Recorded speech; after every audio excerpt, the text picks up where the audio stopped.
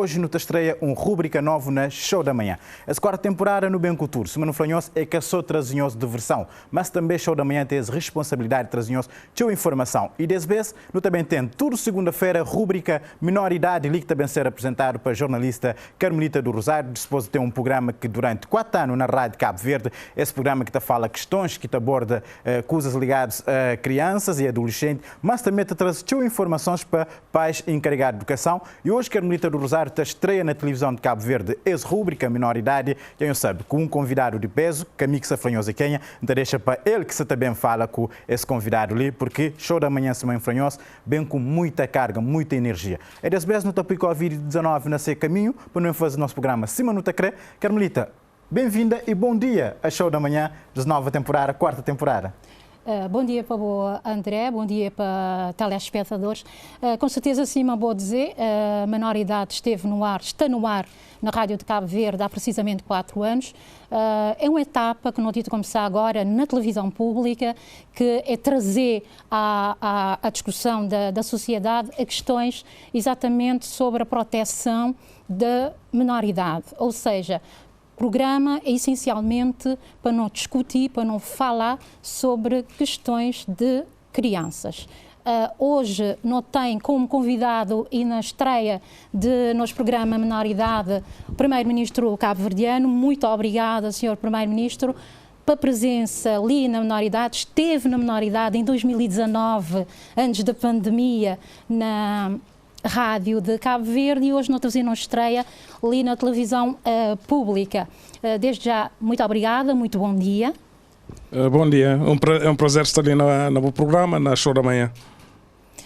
Sr. Primeiro-Ministro, não tinha conversado no 2019, num outro contexto, não começa a minoridade ali na televisão pública, num contexto completamente diferente, num contexto de pandemia, em plena pandemia ainda. Estava a gostar de Primeiro-Ministro começar para desenhar a nós qual é que é a política do Governo em relação à extrema pobreza. Quando não te falar da extrema pobreza, não te falar automaticamente na questão da infância, diretamente ligado, extrema pobreza e situação de crianças na Cabo Verde. Qual é que é a política de governo nesse preciso momento para não tentar debelar essa situação, para que crianças também tenham alguma coisa atrás desse programa de extrema, para minimizar a questão da extrema pobreza? Sim, porque te atinge crianças e te atinge família. Portanto, a criança está no ambiente familiar, na casa. O primeiro instrumento da política é garantir rendimento. Porque pessoas é pobre, e ao que te classifica a pobreza extrema, quer dizer, é pessoas que por dia têm menos de $2 para viver. E $2 se fala à volta de 200 escudos por dia. Depois tem que tratar de alimentação, de pai, mãe e filhos, tem que tratar de saúde, tem que tratar de escola, de dar um mínimo de bem-estar. É evidente que com aquele montante lá de pessoas sem emprego, sem rendimento, sem possibilidade de ter produção, ele é extremamente difícil. É por isso que não tem um nível ainda elevado de pobreza extrema. E modo que não estou ultrapassá-lo, e modo que não quer ultrapassá-lo, para não mitigar, é para não reduzir ou eliminar de uma forma significativa o número de cabo-verdianos em pobreza extrema. Primeiro, acesso a rendimento, e já não tem esses instrumentos de não criar rendimento social de inclusão, que é uma transferência que o Estado está a fazer a famílias em situação de pobreza extrema, classificado na cadastro social na grupo 1. Precisamente para poder garantir que tem um mínimo dos mínimos para sustentar casa e para manter e leva com que meninos mantêm na escola. Portanto, ele está indexado também a possibilidade de acesso à escola. Segundo lugar, nos também alarga também o número de idosos com acesso à pensão social de regime não contributivo, porque um bocado de pobreza também está nos idosos, que já têm idade para trabalhar, que têm outros rendimentos. Em terceiro lugar, um instrumento muito forte, quando não toma medida de pôr gratuitidade no sistema de ensino. Quer dizer, estudantes, alunos, deixam de pagar propina, quer para inscrição, quer para frequência de escola. Foi no sentido de eliminar uma barreira financeira que está por baixo famílias com dificuldade na fazer inscrição e na manter meninos na escola. E hoje ele era um ganho efetivo. E quem te lembra, mas teve situações de estudantes que ficavam com nota tapada, porque pais que têm condições de pagar a propina.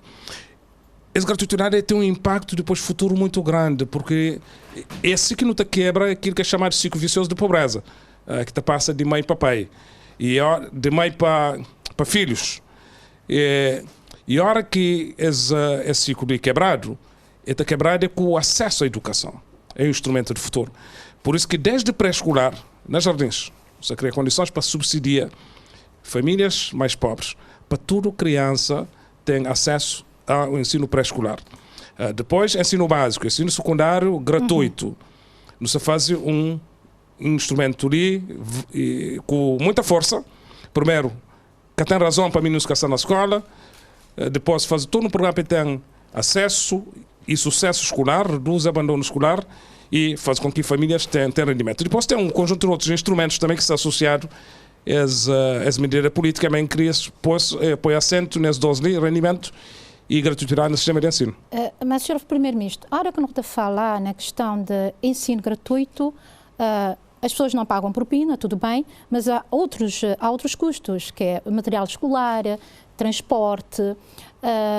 No tempo de pandemia, muitas crianças já vão para a escola, porque as que têm condições, não te entrar assim numa situação também de crianças que podem correr esse risco de acabar para a escola, apesar de ter propina gratuita, mas tem outras coisas que as que podem bem. Material escolar, conto de transporte, sim, vamos já dizer. Qual é que é exatamente a política certa para famílias, para as crianças que ficassem para a escola?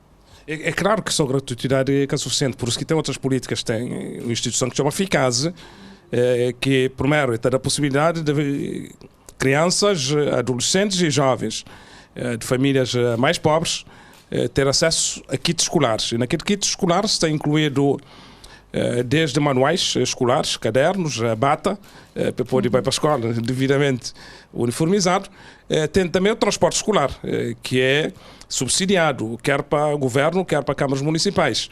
Garante-me a meninos, estudantes que moram longe de escola, têm a possibilidade de ter um acesso a transporte para chegar lá.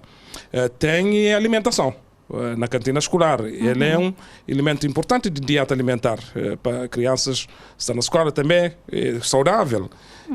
Esses instrumentos ali tudo existem, não tem estado a reforçá-lo. É milhares de crianças que é beneficiado.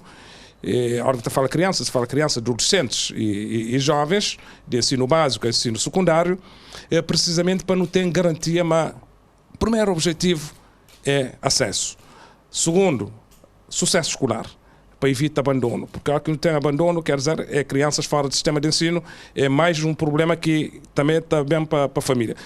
E com a pandemia não reforça aqueles instrumentos. É preciso ter em conta, mas durante o período da pandemia teve a continuidade de funcionamento de cantinas escolares, mesmo com o encerramento de escolas, mesmo no fim do período escolar, precisamente para garantir uma alimentação na família e na alunos.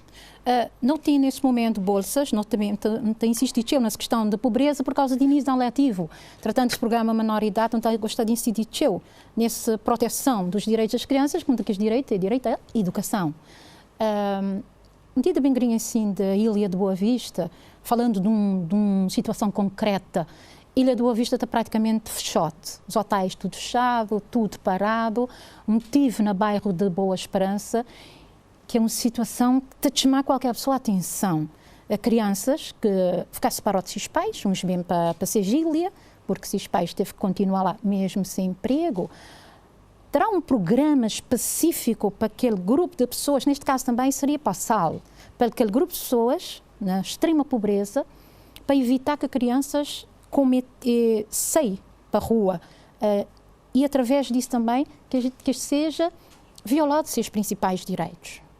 Qual é que é especificamente para aquele público-alvo ali que queria sentir diretamente a falta de turismo na Cabo Verde? Sem dúvida, esse é um impacto da pandemia. que torna as famílias mais pobres.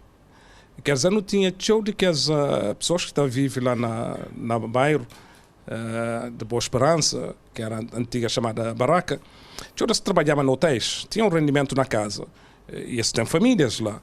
E a partir do momento que eles deixam de trabalhar, para além de layoff que foi introduzido, a possibilidade de eles continuarem a receber, mas o tio fica desprotegido. Isso atinge diretamente a família. As coisas que não fazem e que não se está fazendo garante, primeiro, o acesso à escola seja mantido. E lá mesmo, naquela zona, se ser construído, e deve estar já na fase final, se não estou em erro, também uma escola de proximidade, faz com que tenha serviços de proximidade. Isso também tem retoma. Por exemplo, se está já com um processo mais avançado, começa a ter reabertura de hotéis, ainda há dias Robinson abre, Rio já tinha abrido, se começa a ter acesso a turistas, isso também movimenta, de facto, a economia novamente. E durante esse período, Lino teve preocupação de lançar um programa dirigido a trabalhadores de hotéis que estavam na casa ou que estavam noutras ilhas por causa de encerramento de hotéis. Das possibilidades de formação profissional, acesso ao empreendedorismo, alguma atividade que podia compensar durante o período de encerramento de hotéis. Mas a nossa preocupação particular Boa Vista, porque Boa Vista é de que as ilhas onde o impacto da Covid é mais forte sobre a economia. É uma ilha que tem nível de dependência de turismo é mais forte do que a própria Ilha do Sal. Daí que todo o programa de inclusão social, de transferência de rendimento, tem estado a ser feito lá também com alguma atenção. Não faz com sucesso a transferência de famílias de um lugar que era chamado Farinação, onde que níveis de vida de pessoas lá era extremamente complicado, problemas de saneamento, problemas de habitação. Hoje isso foi transferido para aquelas casas de casa para todos e não querer fazer a mesma coisa no sentido de garantir que aquela zona tem um mínimo de qualidade de vida. Por isso não investe lá mais de 1 milhão de contos na requalificação, reestruturação, infraestruturação daquela zona chamada Antiga Barraca, bairro da Boa Esperança hoje, porque é Boa Esperança que não queria levar para lá, né? E estou convencido com a retoma da atividade económica, não normaliza a situação de que Boa Vista se vive. Antes de não entrar num ponto que para mim, então, quase minha bandeira, que é a questão de abuso e agressão sexual, o que o Primeiro-Ministro já falou várias vezes, é tolerância zero ao abuso e agressão sexual dos menores. E não te continua a ter. É um desafio à sociedade cabo-verdiana. Foi aprovado recentemente o Plano Nacional de Comunicação para proteção ao abuso e à agressão sexual dos menores. Como é que vai ser este plano? Como é que não te bem sentir na prática? Tem várias dimensões, onde sensibilização da comunicação virado para a sociedade, virado para famílias. Tem a nível legal, foi aprovada uma lei dirigido para isso, tornando o crime como um crime público. Hoje é que é possível, existindo uma situação de crime, que alguém, ou família, ou alguém da sociedade tenta retirar a queixa desde que tenham denúncia, já não pode, o que é muito bom. Havendo denúncia, vai até o fim nos julgamentos. São um programa muito bom, apoiado pela Embaixada dos Estados Unidos, com a CRIDS, dentro de uma política de justiça amiga da criança, que as crianças muitas vezes eram expostas no momento em que está a fazer audições para o processo de julgamento. Que depois uma criança em situação de exposição, às vezes, junto do agressor.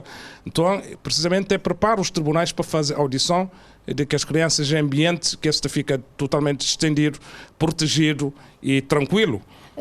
Estaremos a falar das chamadas salas de escuta, porque a lei não prevê isso. A lei que prevê a sala de escuta será um passo para não ter salas de escuta, para os legisladores mexerem na lei, para não evitar que constrangimento. Sim, já está a prever. Já agora alguma coisa, mas não concretamente. Os investimentos na adaptação dos tribunais para que isso aconteça. E está em curso, tem um financiamento, está a ser executado.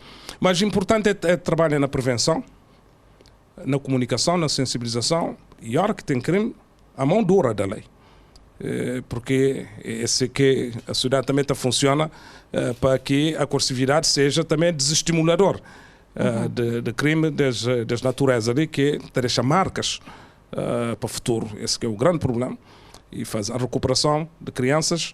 Nesse tipo de situação lá deve fazer com que toda a sociedade esteja de facto envolvida, no sentido de ninguém que esconde um facto, mesmo que existe dentro de casa. E faz chegar às autoridades. Tem autoridades, tem instituições que te dão apoio relativamente às áreas e faz com que depois tenha consequência relativamente ao agressor. O ECA, como qualquer outro instrumento legal, não é um produto fechado. Está constantemente em atualização. Foi atualizado agora. Há uma questão que continua a mexer com a sociedade, que tem que ver que as medidas de coação. Pessoas que eu vejo a ficar em pé por causa da aplicação das medidas de coação. Vários legisladores estão a falar no agravamento da pena, outros nem por isso. É uma discussão longa se o agravamento da pena poderá inibir os agressores, se o termo de identidade e residência há que se prevalecer e prevalece sempre perante a luz da legislação cabo-verdiana, que é a proteção também ou a dúvida em relação ao agressor se é ou não, o que na legislação muitas vezes está a dizer em dúbio para o réu. Se tem possibilidade também de ter uma mexida e apertá-lo um bocadinho mais, apertar cerca um bocadinho mais, enquanto as medidas de coação? Sim, de coação e de prevenção ao mesmo tempo. Porque não tem um quadro legal e há dias a própria punição é preventiva relativamente aos outros, para praticá-la. Foi recentemente alterado o Código de Processo Penal precisamente para criar condições relativamente a um regime de maior rigor nas questões que têm a ver com prisões preventivas, medidas que é importante, de forma que garante que a justiça seja feita sem impunidade.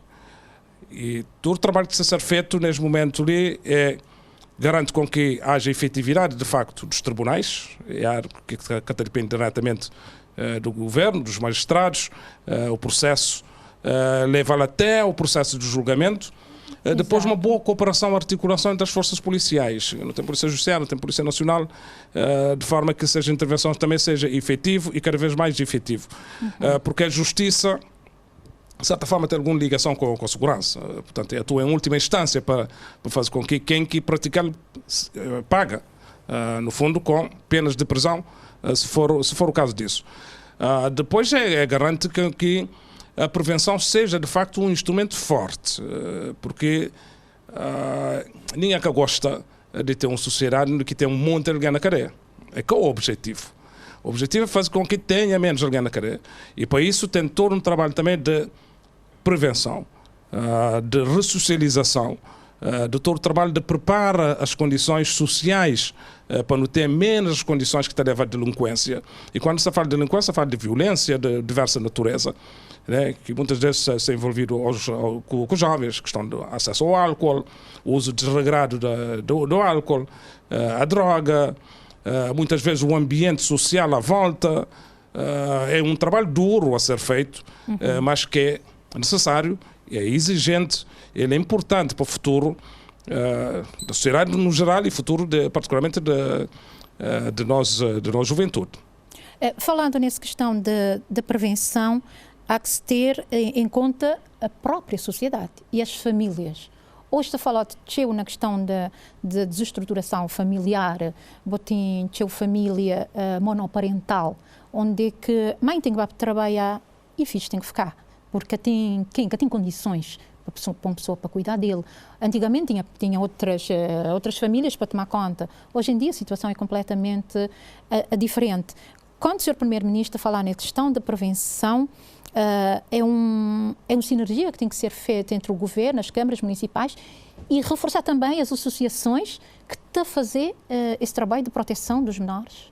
As várias associações de proteção dos menores, sem dúvida, o reforço destas associações, ONGs, é que está mais perto da sociedade? Sem dúvida. ONGs, associações, têm trabalhos meritórios nas áreas de social, também na área de prevenção.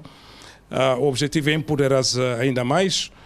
O núcleo familiar deve ser muito mais protegido. De facto, não tem fenómenos que existem na Cabo Verde, mas existem na toda parte do mundo, mas que no DEBI garante cada vez mais maior proteção. Se fala de responsabilidade maternal e paternal. Não tem problemas de responsabilidade paternal. Eu ia lá chegar, na a responsabilidade dos homens, responsabilização parental do pai, do pai perante o filho. Ele é importantíssimo.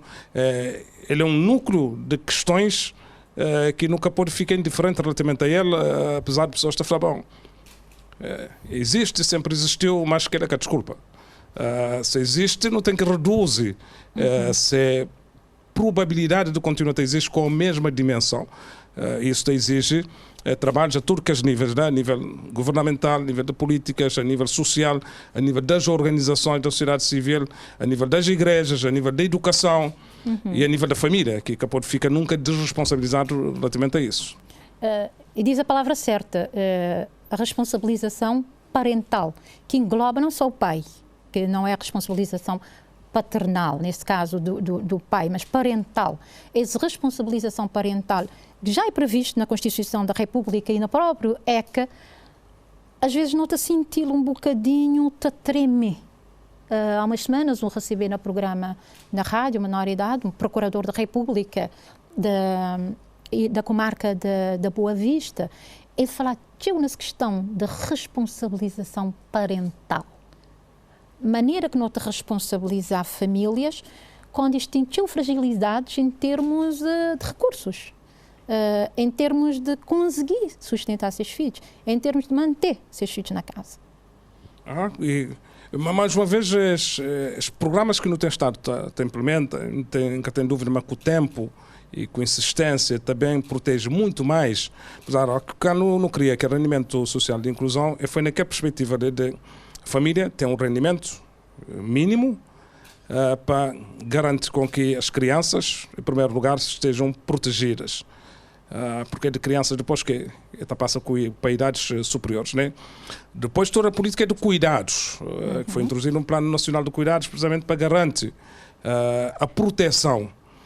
Porque fica um encargo apenas da família, tu tens consciência, a pessoa já com problema, né? Não pode ser desculpa nunca, né? Em termos de percepção, porque acabou de responsabilizar numa das partes. Agora, que de facto provoca mais dificuldades, provoca a família sem rendimento, sem condições, tem dificuldade na manter os meninos na escola, às vezes, na manter dentro de casa, não tem fenómenos de meninos na rua, mas é todas as políticas que têm que ser feitas de uma forma persistente, perseverante, até que não muda o estado da tendência das coisas.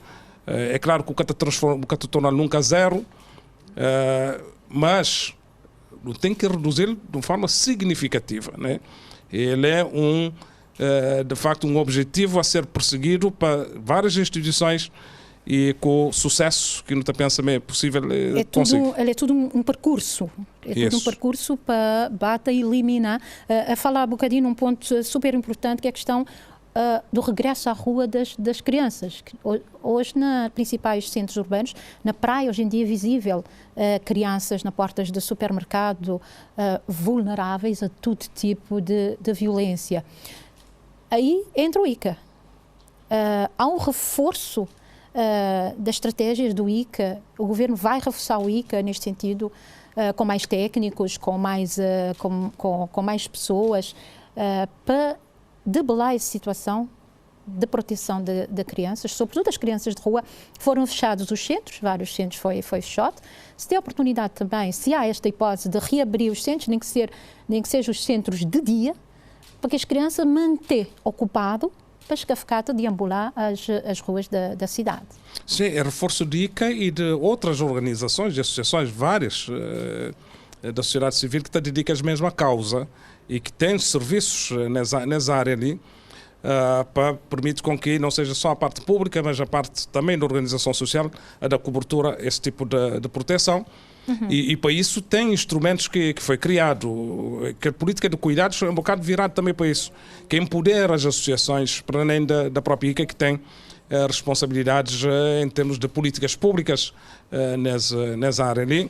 Portanto, quanto mais não tiver capacidade de acolher, garante um bom processo de proteção, mais não se está posta na futuro de uma sociedade mais saudável, mais crente em si próprio e mais confiante no seu futuro. Não menos importante, mas já na reta final, falar na questão de não ter uma sociedade mais segura, uma sociedade com menos crianças na rua, menos crianças violadas.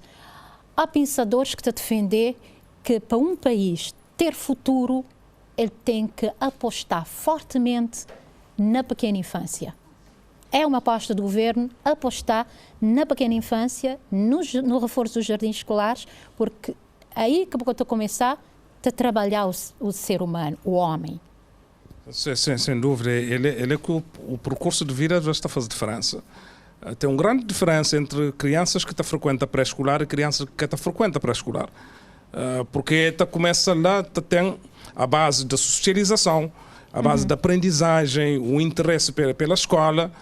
Por isso que o objetivo é fazer com que nenhuma criança fique fora do sistema pré-escolar. Lá onde a família tem problema de rendimento, o Estado deve suprir isso. E Estado, quer dizer, o governo e municípios. Portanto, que ele é um objetivo central e não tem que conseguir, porque a partir daí os caminhos podem ser muito mais difíceis para aqueles que conseguem entrar dentro do sistema relativamente àqueles que estão dentro do sistema.